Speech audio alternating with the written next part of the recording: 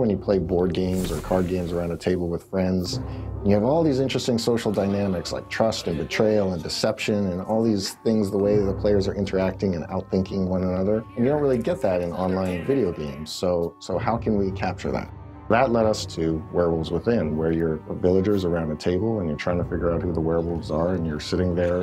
It's like playing a card game, but in a way that was never possible before VR. Werewolves Within is set in the village of Gallowston, and Gallowston has a bit of a problem. It is infested with werewolves.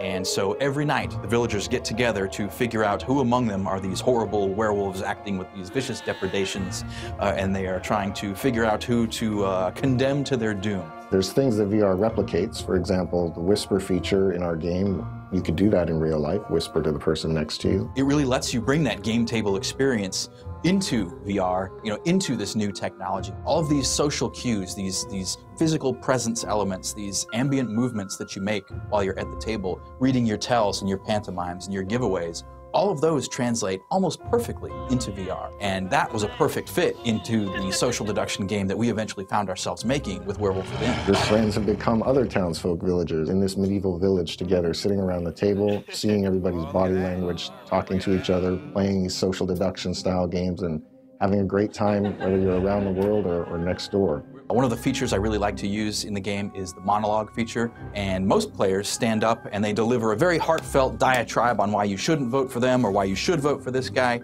Usually I like to use it just to shut everyone up, and I'll cross my arms, standing up silently, and just shake my head in disapproval. At Red Storm, there's a long multiplayer history here. We've done a lot of different types of multiplayer games, and what VR brings to us now, a new way to let players interact with each other. So Werewolves Within is this social around the table experience that's very discussion and personality based.